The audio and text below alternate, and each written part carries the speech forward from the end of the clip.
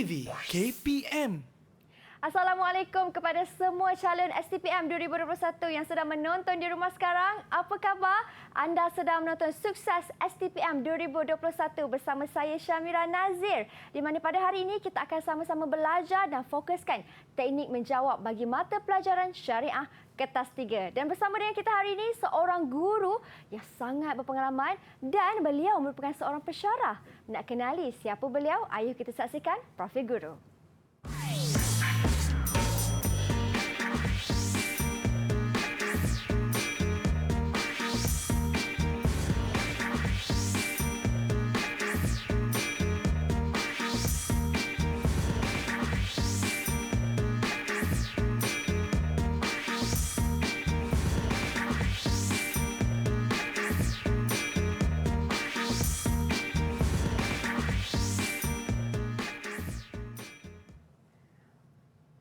Wah, dan itulah guru kita untuk hari ini. Bersama dengan kita, Prof. Madya Dr. Muhammad Asmadi merupakan seorang pensyarah Akademik Pengajian Islam Contemporary di UiTM Teknologi Mara. Assalamualaikum, Cikgu. Waalaikumsalam warahmatullahi wabarakatuh. Saya boleh panggil Ustaz ataupun panggil Prof, Ustaz? Panggil Ustaz. Panggil Ustaz. Okey, Alhamdulillah. Baik, Ustaz. Hari ini Ustaz akan terangkan syariah Kertas 3. Cara menjawabnya, betul, Ustaz? Ya, betul. Baiklah, kalau macam tu saya kira Ustaz pun sudah bersedia.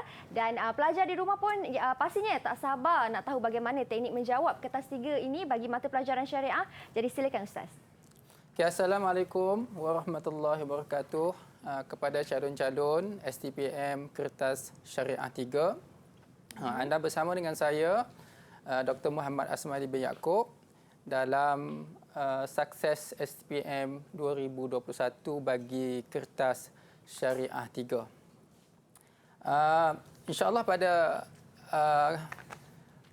kali ini, saya akan menjelaskan tentang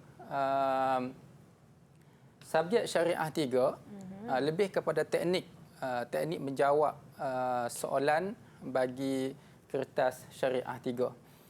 Okey, untuk yang pertama, sebelum saya lanjutkan kepada slide yang seterusnya, kita lihat sedikit tentang format soalan Syariah semester 3. Yang mana kertas ini mengandungi dua bahagian, bahagian A dan juga bahagian B.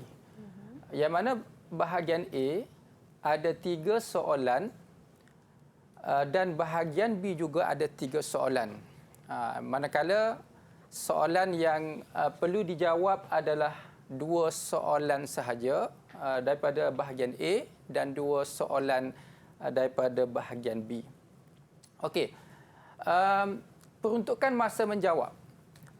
Saya rasa semua maklum, peruntukan masa menjawab bagi Kertas Syariah 3 ini adalah selama 2 jam. Maksudnya, calon-calon semua ada masa 30 minit bagi setiap soalan. Jadi saya sarankan masa tersebut perlu digunakan sebaik mungkin. Setiap soalan dikemukakan beberapa soalan ceraian, iaitu soalan A, soalan B dan soalan C. Manakala peruntukan markahnya, soalan A biasanya 4 ataupun 6 markah, manakala soalan B 8 ataupun 6 markah dan soalan C kebiasaannya 8 markah. Ini adalah kebiasaannya, tapi mungkin ada, kadang-kadang ada yang di luar kebiasaan tu tidak dinafikan. Okey, saya nak ingatkan kepada calon-calon semua, kita belajar subjek Syariah 3 ini, belajar mengikut sukatan yang telah ditentukan oleh MPM. Jadi sukatan pelajaran Syariah 3 ataupun subjek Syariah ni, calon-calon boleh muat turun dalam laman web MPM. Dan inilah sukatannya. Dan saya akan fokus kepada ayat ahkam ataupun syariah 3. Yang mana ada 2, iaitu ayat dan juga hadis. Yang pertama ayat. Dalam ayat ahkam, antara perkara yang calon-calon kena tahu, yang pertamanya adalah asbabun nuzul. Yang kedua, munasabah al-ayat. Munasabah ni maksudnya kaitan ayat. Kemudian yang ketiga, syarah ayat secara ijmali dan tafsili. Syarah ni maksudnya tafsir lah, tafsir ayat dan juga syarah bagi hadis. Ijmali maksudnya ringkas lah, secara ringkas dan juga secara terperinci. Kemudian maksud ungkapan ayat. Maksud ungkapan ayat maksudnya setiap kalimah-kalimah ni kalau boleh calon-calon kena kuasai maksud ungkapan setiap ayat. Istinbat hukum. Istinbat hukum, apakah aspek hukum hakam yang ada bagi ayat dan juga hadis tersebut. Dan taujihat. Taujihat maksudnya kesimpulan ataupun pengajaran yang boleh diambil daripada ayat dan juga hadis-hadis tersebut. Kemudian setiap ayat yang dikaji hendaklah dikaitkan dengan aspek berikut. Maksudnya selain daripada perkara yang disebutkan di atas, calon-calon juga kena kenal pasti nas-nas lain yang berkaitan, yang ada kaitan dengan ayat dan juga hadis yang belajarlah. Dan juga yang penting juga adalah realiti masyarakat masa kini. Realiti masyarakat masa kini ni adalah kaitan ayat dan juga hadis dengan isu-isu semasa pada masa sekarang. Jadi kemungkinan ada soalan-soalan yang berbentuk macam tu.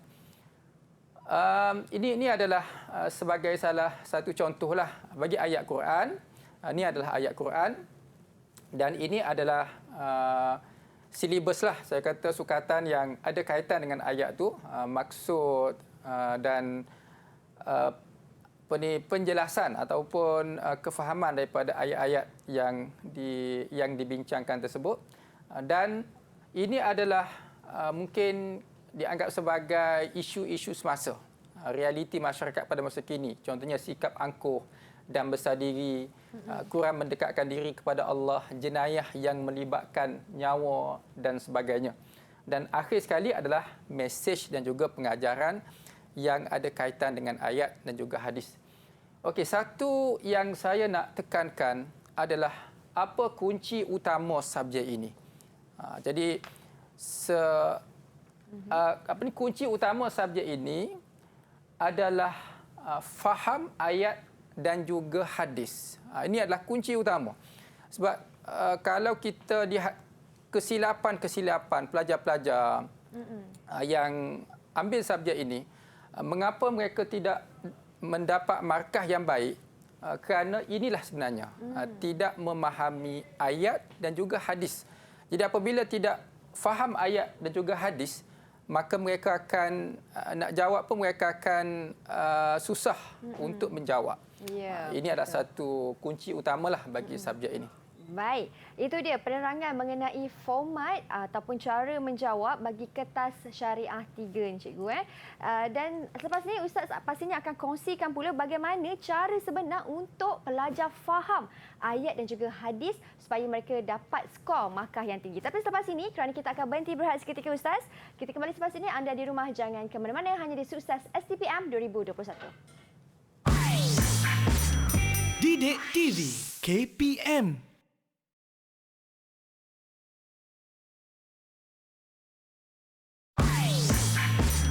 Didik TV KPM. Kembali kita dalam Sukses STPM 2021 di mana hari ini bersama dengan kita seorang guru yang sangat hebat pengalamannya iaitu Prof Madya Dr. Muhammad Asmadi ataupun lebih mesra disapa dengan panggilan Ustaz. Baik Ustaz, tadi Ustaz dah terangkan tentang format dan kali ini di segmen ini Ustaz nak terangkan bagi penerangan teknik menjawab pula. Betul Ustaz? Betul Mira. InsyaAllah saya akan jelaskan tentang teknik menjawab bagi soalan. Saya mulakan. Yang pertamanya adalah tadi saya dah jelaskan soalan ni ada soalan A, soalan B dan soalan C. Sebenarnya bagi semua soalan tu dia sama je, lebih kurang je. Cuma dia untuk soalan yang pertama, kedua lebih kepada ayat-ayat, manakala soalan 3 dan 4 yang dijawab tu adalah hadis. Okey, untuk ayat bagi soalan A ni antara yang pernah keluar iaitu tentang sebab nuzul. Sebab nuzul itu maknanya sebab penurunan ayat. Yang kedua makna petikan dan yang ketiga kefahaman ayat. Ini adalah antara yang biasa keluarlah dalam soalan syariah 3. Okey, saya akan jelaskan cara untuk menjawab sebab nuzul. Sebab nuzul ni kita kena faham, ia adalah satu fakta. Jadi fakta ni dia tak boleh kita nak reka. Dia mestilah tepat fakta. Dia ada tokoh, perawi, siapa sahabat yang terlibat dan jalan cerita yang betul. Dan di akhir sekali, pelajar-pelajar kena tulis maka diturunkan ayat tersebut. Jadi itulah kunci kepada sebab nuzul. Dia kena ada yang tu. Jadi tokoh perawi ni mestilah betul. Sekiranya pelajar tidak tahu ataupun tak ingat tokoh perawi sahabat yang terlibat dalam sebab nuzul tersebut, tak perlu tulis pun tak apa. Tulis seorang sahabat Nabi. Kalau tulis takut tersilap. Itu adalah caralah. Kemudian dari segi jalan cerita pun mestilah betul lah. Okey, itu adalah untuk ini saya ambil satu contohlah sebab nuzul. Dalam satu riwayat ada dikemukakan bahawa seorang wanita telah mengadu kepada Rasulullah sallallahu alaihi wasallam kerana telah ditampar oleh suaminya. Jadi itulah maknanya seorang wanita, tak sebut nama pun tak apa sebab itu adalah dalam riwayat tersebut. Dan di akhir sekali maka turunlah ayat ini ataupun ayat tersebut. Okey, ini adalah contoh sebab nuzul. Yang kedua, cara menjawab maksud petikan. Tadi saya dah jelaskan kunci utama bagi subjek ini adalah memahami teks ayat dan juga hadis. Jadi setiap kalimah sepatutnya pelajar-pelajar calon-calon dapat kuasai dengan baik. Dan jawapan tersebut mestilah jawapan yang tepat. Sebab petikan itu adalah fakta juga. Kita tak boleh nak reka, tak boleh nak... dia ada satu fakta, mestilah jawapan tersebut jawapan yang tepat. Betul. Dan huraian yang diberikan tak terlalu panjang lebar pun tak apa. Maknanya sekadar terjemahan kepada teks ayat, terjemahan kepada ungkapan itu sudah memadai. Itu adalah bagi menjawab maksud petikan ayat. Ayat dan hadislah samalah. Baik. Baik Ustaz, bila Ustaz terangkan tadi tu bagi perenggan ataupun petikan contoh sebab nuzul itu di mana seorang wanita telah mengadu kepada Rasulullah kan Ustaz, kalau kita tulis nama, andai kata nama sahabat Rasulullah ke pun boleh ke Ustaz? Kalau tulis nama sahabat, pastikan nama tersebut nama yang tepat. Sekiranya nama tidak betul, mungkin salah lah. Contohnya saya bagi contoh Sayyidina Uthman. Ada satu riwayat Uthman bin Talhah. Tiba-tiba calon tulis Uthman bin Affan. Dia akan jadi orang lain dah. Betul. Itu yang menyebabkan jawapan tersebut dikira sebagai salah. Jadi pastikan nama itu tepat. Kalau tak yakin nama itu tepat, maka kita tulis seorang sahabat Nabi sudah memadai. Baik, itu dia penjelasan yang jelas daripada Ustaz. Kita berhenti berehat seketika Ustaz. Kita kembali selepas ini untuk lebih banyak lagi cara menjawab dan juga teknik untuk menguasai syariah kertas 3. Jangan ke mana-mana, kita berhenti berehat seketika. Didik TV KPM.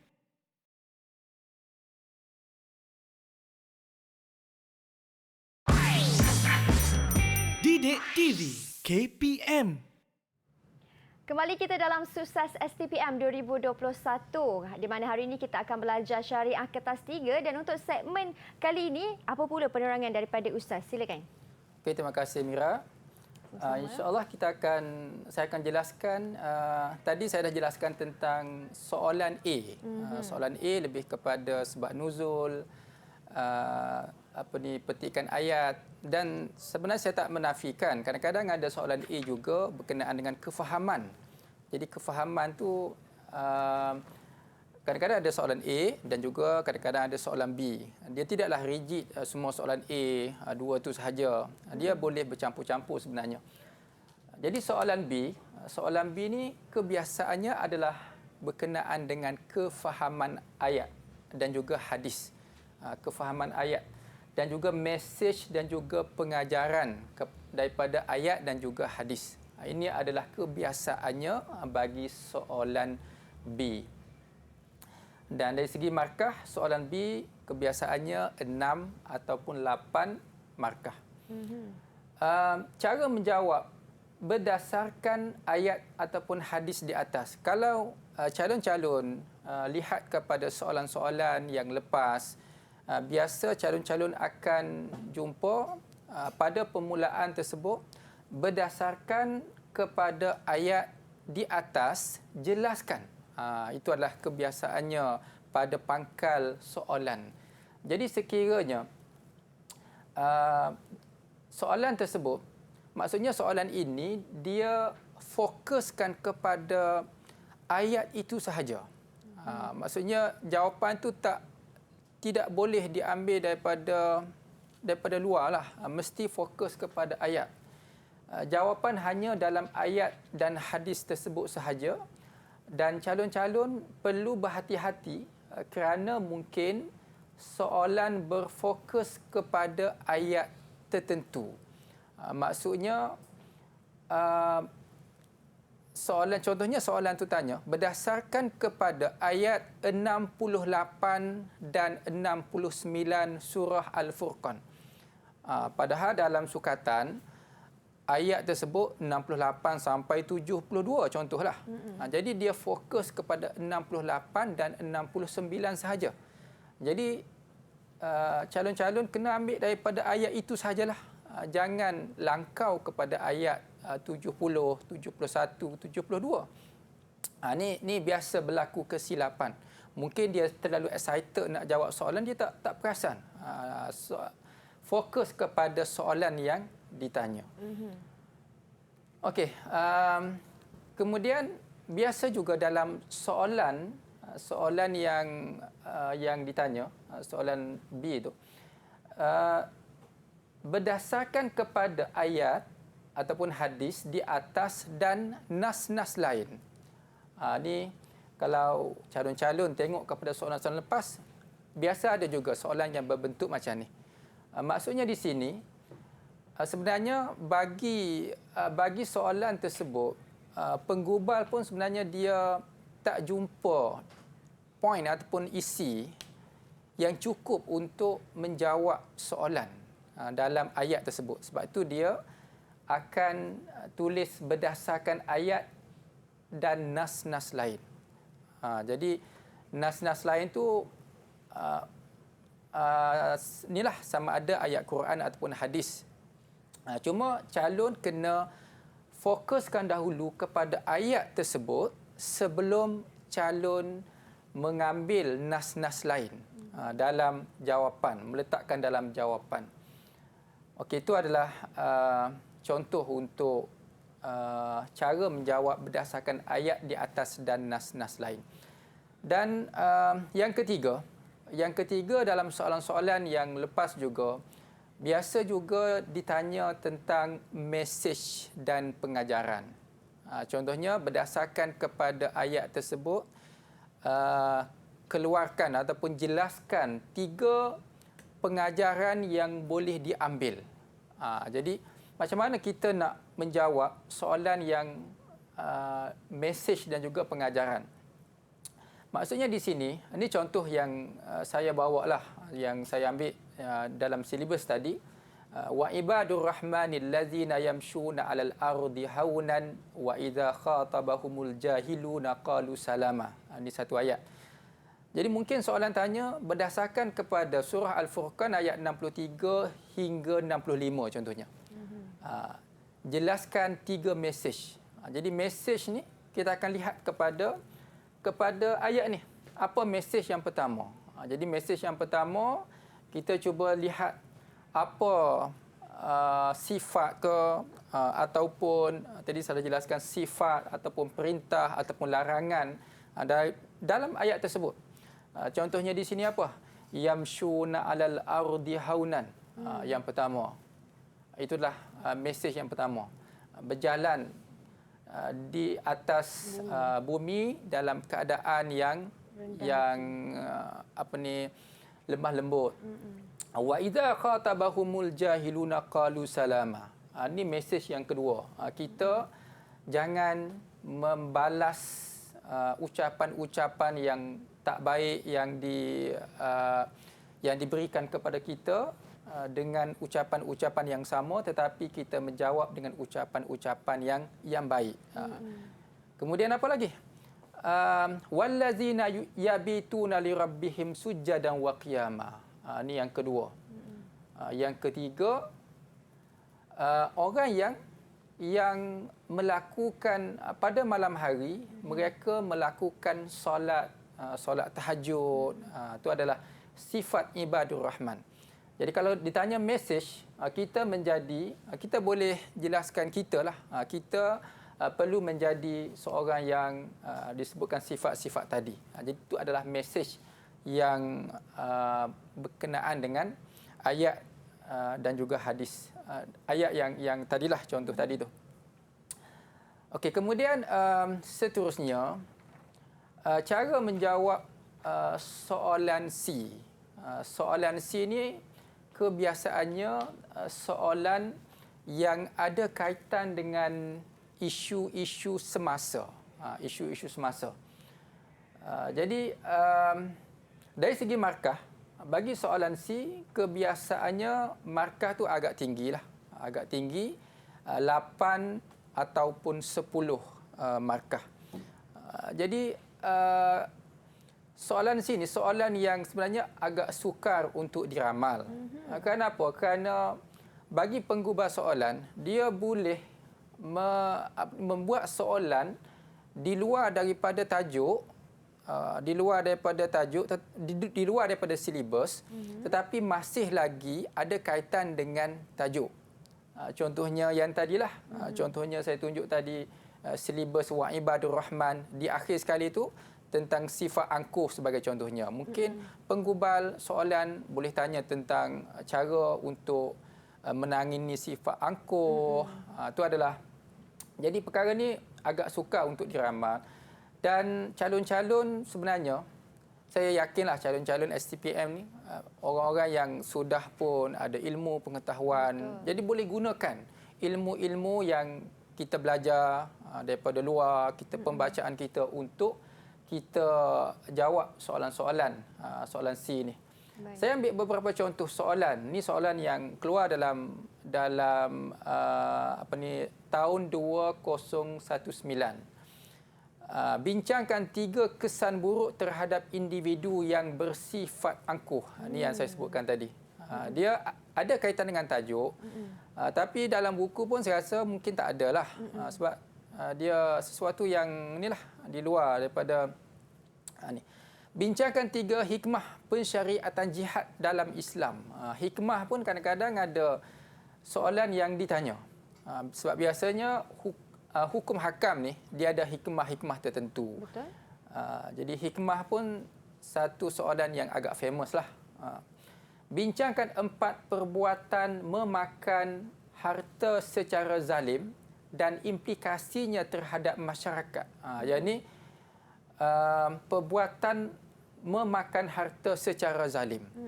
Memakan harta secara zalim ni contohnya apa? Mencuri, merompak, dan implikasinya terhadap masyarakat. Jadi kena ada perbuatan dan juga apa implikasi, kesan di sebalik perbuatan tersebut. Dan bincangkan 4 strategi yang boleh dilakukan oleh pemimpin-pemimpin Islam bagi meningkatkan kualiti modal insan. Ini soalan kadang-kadang kita tak jangka pun soalan ni keluar kan. Tapi sebenarnya dia lebih kepada pengetahuan yang kita ada. Cuma dia ada beberapa tips yang saya nak jelaskan sedikit bagi menjawab soalan C ini. Bagi fakta-fakta tersebut, dia mestilah fakta yang tidak berada dalam satu saya guna istilah dalam satu payung. Dalam satu payung tu maksudnya yang kita boleh Dalam satu kelompok yang sama. dalam ke, satu Ustaz? kelompok yang sama. Baik Ustaz, kita berhenti berehat seketika boleh Ustaz? Boleh. Okey, kita kembali selepas ini untuk lebih banyak penerangan daripada Ustaz. Jangan ke mana-mana, hanya di Sukses STPM 2021. Didik TV KPM.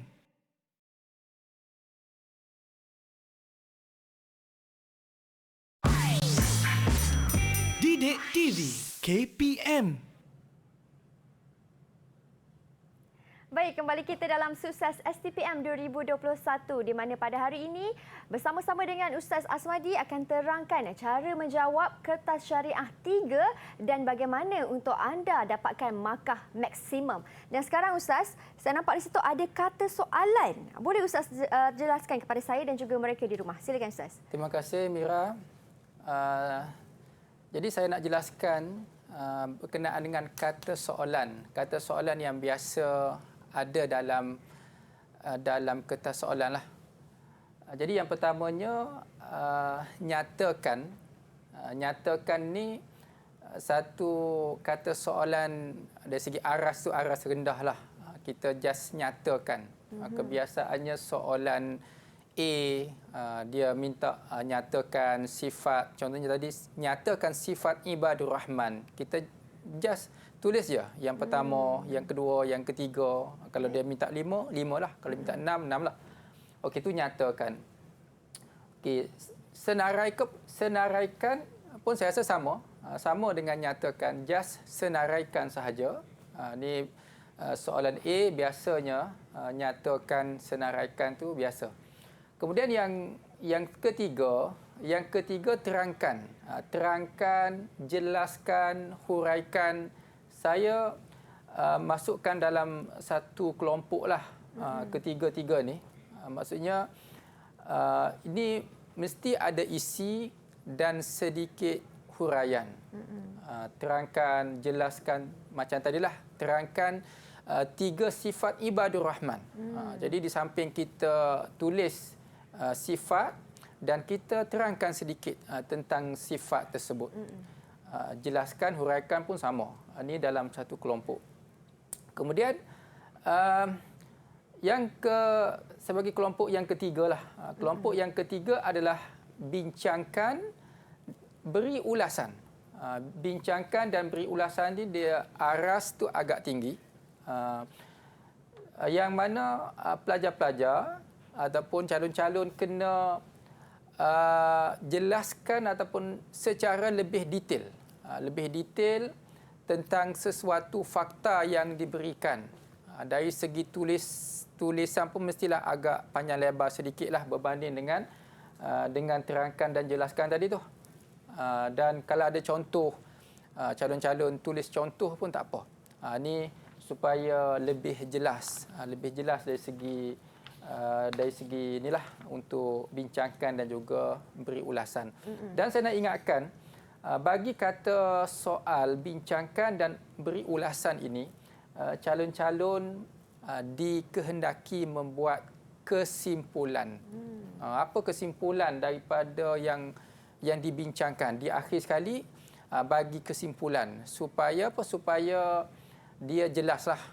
Ini adalah daripada calon sendiri, bukan daripada ayat hadis. Jadi calon kena bagi kesimpulan. Sebab kesimpulan pun ada markah yang khusus. 2 markah untuk kesimpulan. Bagi terangkan, jelaskan, huraikan, tak bagi kesimpulan pun tak apa.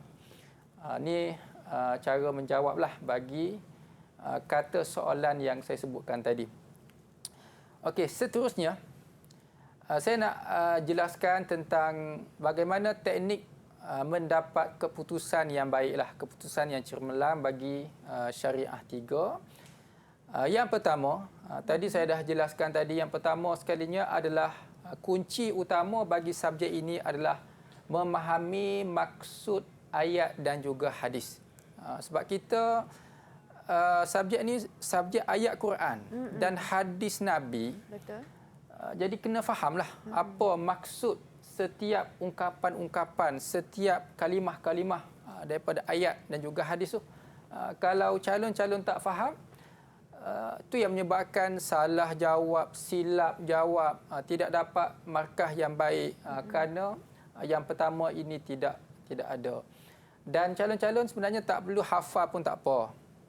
Ayat tadi tu tak ingat, kalau ingat lagi baik sebenarnya. Ingat lagi baik sebab kita belajar ayat kan, ayat Quran, hadis-hadis Nabi tu kalau ingat lagi baik. Kalau susah untuk ingat, tak ingat, tidaklah menjadi satu kesalahan ataupun tidak menjejaskan. Yang pentingnya calon-calon faham maksud tu yang paling penting. Okey, yang keduanya, jawab dalam bentuk fakta dengan sedikit huraian. Maknanya jangan tulis fakta sahaja. Fakta bagi soalan A yang tadi nyatakan, senaraikan, just fakta pun okey. Tapi bagi soalan B, soalan C, huraikan, jelaskan, terangkan. Fakta kena ada dan di samping kena ada huraian. Jadi huraian tak perlu terlalu panjang. Kalau kita boleh huraikan dalam 3 baris pun dah okey dah. Tu bagi soalan B lah. Bagi soalan C, tambah lagi 2 baris, 5 baris. Tu sedikit teknik. Di samping kalau ada contoh, soalan C tu letakkan sekali contoh. Baik. Okey. Yang ketiga, jangan memberi jawapan yang berbentuk umum. Berbentuk umum ni contohnya apa? Contohnya seperti kita dikehendaki bersifat takwa. Kita kena ada sifat takwa. Jadi sifat takwa ni sesuatu yang umum. Betul. Tidak ada spesifik. Spesifik.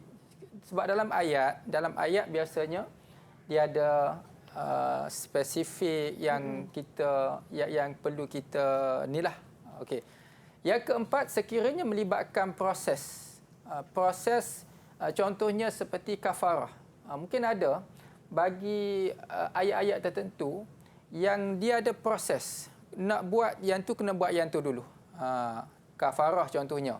Kafarah tu dia ada proses dia. Yang kalau tak boleh buat yang ni, maka turun kepada yang kedua.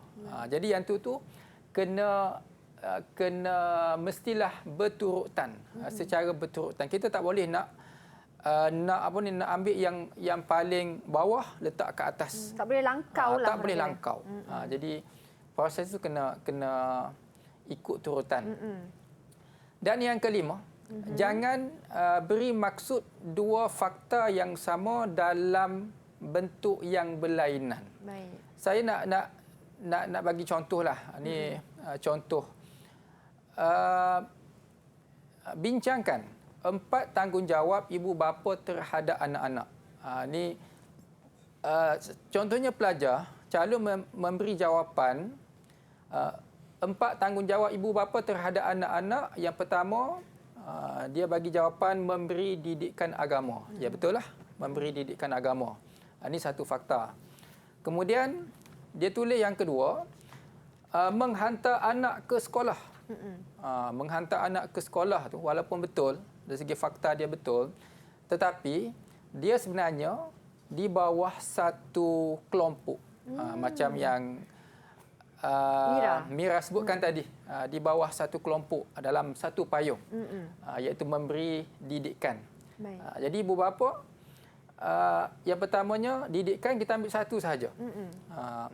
Kemudian yang ketiga, contohnya calon menjawab memberi nafkah. Ibu bapa memberi nafkah kepada anak-anak. Ini satu tanggungjawab kepada ibu bapa, betul lah. Tapi yang keempat, dia bagi jawapan memberi duit poket. Sama juga. Sesuatu yang samalah, bawah satu kelompok. Walaupun calon jawab 4, memberi fakta 4, tetapi yang diterima hanya 2 sahaja. Yang pertama dan yang ketiga. Jadi dia tak dapat markah yang kedua dan juga yang keempat. Ini sesuatu yang merugikan calon. Jadi dalam menjawab soalan pun kita kena ada strategi lah. Strategi supaya jawapan kita tu mendapat markah yang maksimum. Okey, saya tadi saya dah jelaskan kat sini.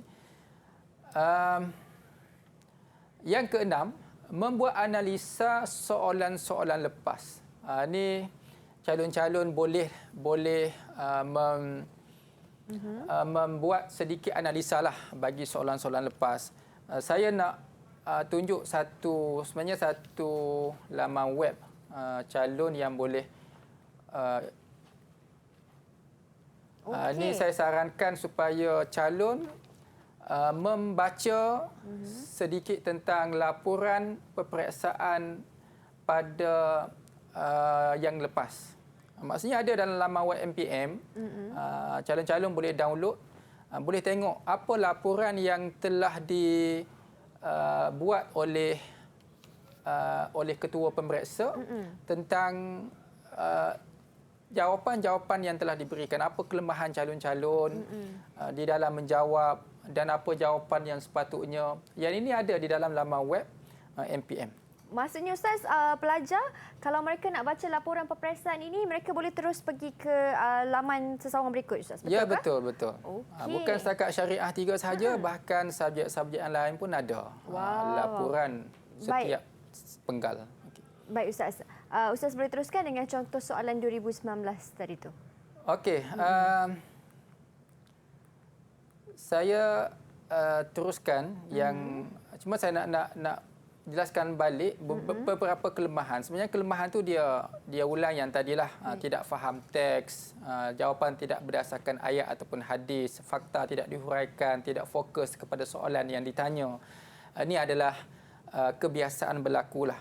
Tapi saya nak masa yang ada ni saya nak sedikit bagi penjelasan tentang soalan-soalan lepas. Saya ambil satu soalan pada tahun 2019. Ini soalan yang pertama. Soalan yang pertama, ini ayat Quran yang diberi, wa in khiftum alla tuqsitu fil yatama. Kemudian soalan dia, terangkan sebab nuzul ayat 3 di atas. Jadi sebab nuzul ayat 3, maknanya ayat inilah. Kadang-kadang mungkin ada soalan yang ada dua sebab nuzul, ayat yang berbeza. Kadang-kadanglah. Contohnya, ni contoh saja. Mungkin ayat 3 ada sebab nuzul, ayat 4 pun ada sebab nuzul. Jadi sekiranya jadi calon kena berhati-hati. Kalau ayat 3 tu dia jelaskan ayat 3. Kalau dia jawab ayat 4, maknanya jawapan tu jawapan yang salah. Tak diterima lah. Tidak diterima. Yang soalan B, berdasarkan ayat di atas, jelaskan 4 mesej yang berkaitan dengan perkahwinan. Maksudnya yang saya yang saya bagi tahu tadi tentang mesej. Mesej apa? Mesej di dalam ayat tersebut tetapi yang berkaitan dengan perkahwinan, ini fokus dia. Walaupun ayat ni satu ayat yang ada perkara-perkara lain tetapi yang dia naknya adalah tentang perkahwinan. Apa mesej yang Allah nak bagi tahu tentang perkahwinan, tentang apa? Poligami, memberi mas kahwin. Itu adalah mesej dalam aspek perkahwinan. Yang ketiga, realiti pada hari ini, soalan C. Realiti pada hari ini menunjukkan bahawa agak ramai pengamal poligami mengalami masalah dalam pengurusan rumah tangga mereka. Berikan ulasan anda mengapa hal ini boleh berlaku. Tadi saya dah jelaskan, soalan macam ini agak sukar untuk diramal. Sebab dia berkaitan dengan isu semasa. Jadi jawapan calon pun mestilah jawapan yang sebab STPM ni, peringkat STPM ni calon-calon sudah matang. Betul. Saya yakin calon-calon sudah matang dan mempunyai ilmu yang sudah mendalam. Jadi boleh gunakan ilmu-ilmu anda untuk menjawab soalan-soalan yang berbentuk macam ni. Cuma kena berhati-hati tadilah supaya tidak berada dalam satu kelompok dan kita bagi huraian yang jelas. Okey. Ini soalan yang kedua. Soalan yang kedua, ya ayyuhallazina amanu ruk'u wasjudu wa'budu rabbakum waf'alul khaira la'allakum tuflihun. Sampailah akhir ayat. Ini surah Al-Hajj. Berdasarkan ayat 77 di atas, terangkan dua suruhan Allah Subhanahu wa taala. Walaupun soalan ini soalan A, tetapi yang dia gunakan adalah terangkan. Jadi terangkan maksudnya kena ada fakta dan juga kena ada sedikit huraian. Dua suruhan Allah. Jadi ayat 77 sahaja. Jangan calon-calon ambil ayat lain. Kalau calon-calon ambil ayat 78, jadi dia tak boleh diterima. Mesti 77. Jadi apa perkara? Mesej. Okey. Yang soalan B, jelaskan soalan B sudah. Soalan C, bincangkan 3 hikmah pensyariatan jihad dalam Islam. Ayat ni ada kaitan dengan jihad. Ya ayyuhal wajahidu. Wajahidu fillahi haqqa jihadih. Jadi apa hikmah pensyariatan jihad? Jadi saya yakin calon-calon pun sudah belajar. Jadi banyak sebenarnya hikmah pensyariatan jihad. Tapi dia naknya 3 sahaja. Kalau kita tahu 5, 6, kita tulis 3 sajalah supaya kita menjimatkan masa. Betul. Asalkan bukan dalam kelompok yang sama, betul Ustaz kan? Bukan berdasarkan dalam kelompok yang sama. Okey, ini contoh soalan 3. Soalan 3, innallaha ya'murukum an tu'addul amanati ila ahliha. Terangkan soalan A, terangkan 2 mesej yang terdapat dalam ayat 60. Ayat 60 ayat mana? Ayat 60 ayat yang terakhir. Start kat sini sampai sini. Jangan calon-calon ambil yang ni. Kena fokus kepada ayat yang ditanya. Apa mesej dalam ayat tersebut? Jelaskan 4 perintah yang terdapat dalam ayat di atas. 4 perintah tu kita kena tengok perintah apa Allah, perintah Allah dalam ayat-ayat ni. Antahkumu bil adli, maknanya perintah untuk berlaku adil. Itu perintah yang pertama. Perintah yang kedua, banyaklah dalam ayat ni ada banyak sebenarnya, ada beberapa perintah.